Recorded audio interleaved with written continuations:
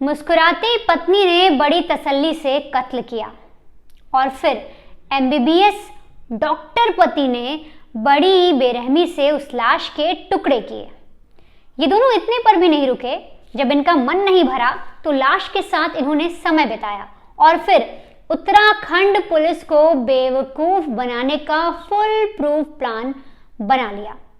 ये देहरादून से सीधे प्रयागराज गए यानी महाकुंभ, इसके बाद कुरुक्षेत्र गए, कुरुक्षेत्र से जयपुर गए और जयपुर से अमृतसर। लगातार ये अपनी जगह बदलते रहे ताकि देहरादून पुलिस इन तक ना पहुंच सके। लेकिन इनकी एक छोटी सी गलती और इनका पूरा भंडा फूट जाता है और देहरादून पुलिस इन्हें अरेस्ट कर लेती है।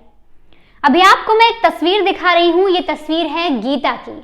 इसका अफेयर चल रहा था 80 साल के एक बुजुर्ग के साथ और बुजुर्ग को ठगने के लिए, बुजुर्ग से पैसे ऐंठने के लिए गीता अपने पति हिमांशु के साथ मिलकर एक ऐसी चाल चलती है जिसके बाद वो खुद सलाखों के पीछे पहुंच गई। ये जो पूरी वारदात है ये सुनकर आपको समझ में आएगा कि कैसे एक महिला अपने पहले पति को छोड़ती है, दूसरी शादी करती है, फिर एक बुजुर्ग के साथ संबंध बनाती है, उससे पैसे ऐंठने की कोशिश करती है। कितना ज्यादा शातिर दिमाग ये औरत चलाती है। दरअसल ये जो पूरी वारदात है इसकी शुरुआत होती है 20 फरवरी को।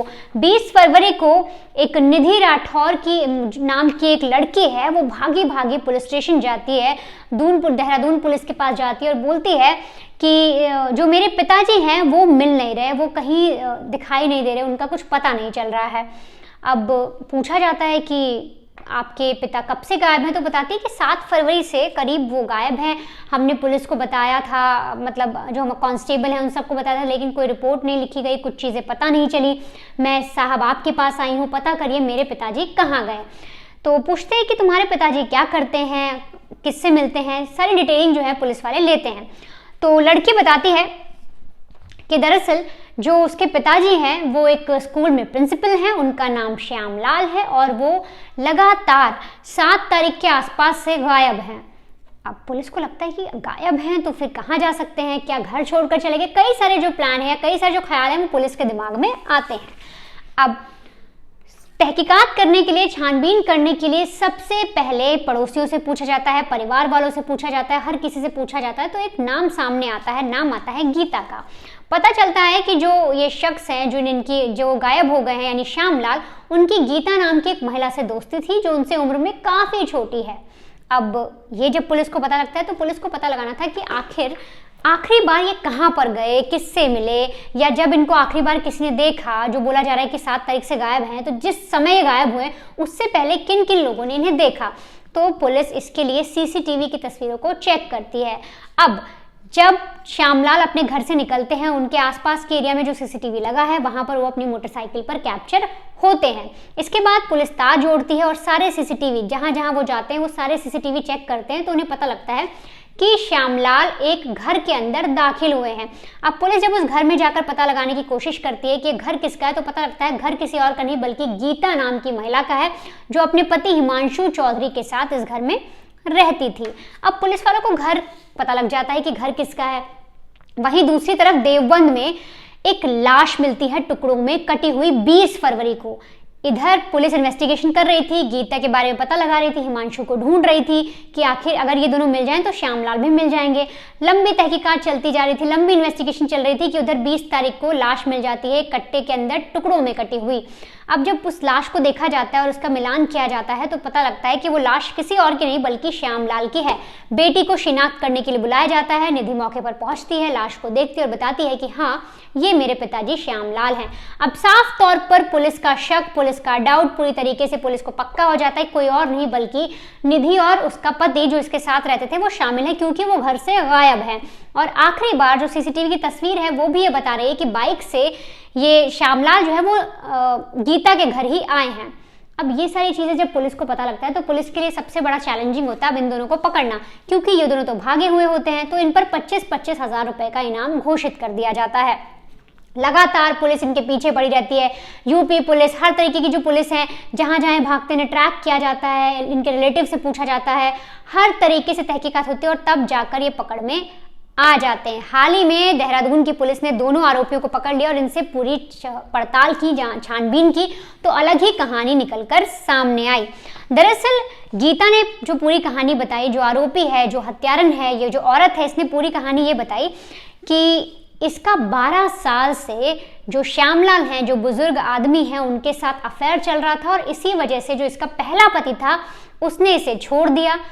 तब ये अलग आकर रहने लगी अपनी बेटी के साथ। फिर धीरे धीरे से हिमांशु नाम के एक लड़के से प्यार हुआ जो MBBS की पढ़ाई कर रहा था और फिर पिछले साल यानी साल 2024 में दोनों ने शादी कर ली। अब शादी करने के बाद जो गीता है उसने श्यामलाल को छोड़ दिया। अब ये सारी चीज़ें हो जाने के बाद जो हिमांशु है यानी जो इसका पति था दूसरा, वो MBBS की पढ़ाई कर रहा था और उसके पास पैसे नहीं थे। वो कई बार ड्रॉप आउट कर चुका था, पैसे की कमी आ रही थी और इसीलिए जो गीता है वो अपने शातिर दिमाग से प्लान बनाती है और बोलती है कि क्यों ना हम श्यामलाल को ठग लें। उसके पास प्रॉपर्टी है, अच्छे रुपए हैं और ऐसा करते हैं, मेरा उसके साथ अफेयर भी था, मैं उसे घर बुलाऊंगी, हम उसके साथ कुछ अश्लील तस्वीरें ले लेंगे और इसके बाद फिर उसे ब्लैकमेल करेंगे और पैसे ऐंठ लेंगे। हिमांशु पूरी तरीके से इसमें साथ देता है और प्लानिंग के मुताबिक, पूरी तारीख तय करने के मुताबिक ये लोग श्यामलाल को अपने घर बुलाते हैं। यानी गीता अपनी बातों में बहला फुसला कर श्यामलाल को इनवाइट करती है कि आज आप मेरे घर पर आइए, हम बातें करेंगे, खाना खाएंगे। श्यामलाल मान जाता है क्योंकि वो पहले इसके साथ रिलेशन में था।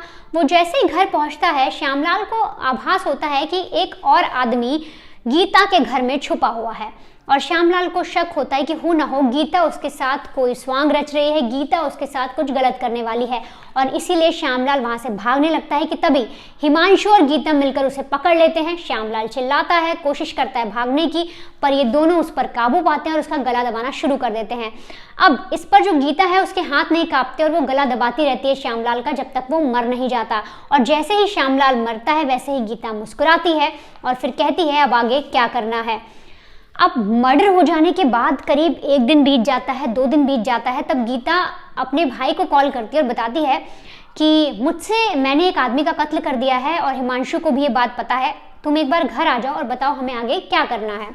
करीब 2 दिन बीत जाते हैं। इसके बाद जो भाई है वो और उसका एक साथी दोनों गीता के घर पहुंचते हैं, वहां पर लाश को देखते हैं और वो सोच रहे होते हैं कि आखिर इस लाश को ठिकाने कैसे लगाना है कि तभी जो पति यानी हिमांशु चौधरी जो MBBS की पढ़ाई कर रहा था वो गीता को आइडिया देता है। वो गीता से कहता है कि तुम परेशान मत हो, तुम्हें पता है जब लाश किसी का कत्ल हो जाता है, जब कोई लाश बन जाता है तो उसके 2-3 दिन बाद अगर बॉडी को काटा जाए तो खून नहीं निकलता, खून जम जाता है। ये सुनकर गीता खुश हो जाती है। गीता को लगता है कि अब हम इस लाश को बड़े ही आसानी से छुपा सकते हैं और तब जो MBBS की पढ़ाई कर रहा था पति यानी हिमांशु चौधरी, वो बड़ी बेरहमी से श्यामलाल की लाशों को टुकड़ों में काटता है, फिर उन्हें बोरी में भरता है और इसके बाद जो गीता का भाई आया था वो और उसका जो साथी था वो कार में ले जाकर उस जो लाश के टुकड़े थे उन्हें एक नहर में फेंक देते हैं और इसके बाद वापस आकर जो बाइक थी जिसके जरिए श्यामलाल गीता के घर पहुंचा था, उस बाइक का कुछ चीज़ें चेंज करते हैं, कुछ कलर मिटाते हैं, स्क्रैचेस मारते हैं, नंबर प्लेट गायब करते हैं ताकि पुलिस पता ना लगा पाए और फिर एक लावारिस जगह पे ले जाके इस बाइक को खड़ा फेंक देते हैं। अब पुलिस जब ये सारी इन्वेस्टिगेशन कर रही होती है तो उसी बीच में उन्हें बाइक मिल जाती है, वो लाश मिल जाती है क्योंकि वो टुकड़े मिलते हैं। जब दोनों को जोड़ा जाता है, CCTV को जब देखा जाता है तब सारे डॉट्स कनेक्ट होते हैं और एक एक करके पूरी कहानी सामने आ जाती है। फिलहाल जो पुलिस है उन्होंने चारों आरोपी मतलब जिन साथियों ने लाश को ठिकाने लगाया, बाइक को छुपाया, जो बताया जा रहा है कि गीता का भाई है, उनको अरेस्ट कर लिया और साथ ही साथ गीता और हिमांशु दोनों अरेस्ट हो गए हैं क्योंकि गीता ने बड़ी बेरहमी से श्यामलाल का कत्ल किया और हिमांशु ने बड़ी ही बेरहमी से उनके टुकड़े किए थे और साथ ही साथ जो 2 लोग अरेस्ट हुए उन्होंने लाश को छिपाने का काम किया, इस अपराध में पूरा योगदान दिया। ये लंबे समय से दोनों फरार थे, पुलिस को चकमा दे रहे थे, लेकिन पुलिस ने तत्परता दिखाते हुए बहुत ज़्यादा एक्टिव होकर पुलिस ने दोनों आरोपियों को, जो इतने शातिर हैं, एक MBBS की पढ़ाई कर रहा है, इतने ज़्यादा शातिर हैं ये दोनों, इन्हें पता था कि हम कत्ल कर रहे हैं तो कैसे छिपाना है और पुलिस को कैसे बेवकूफ़ बनाना है, ये दोनों भी अब पुलिस के शिकंजे में हैं और पुलिस इस पूरे केस में अब कड़ी से कड़ी कार्रवाई कर रही है।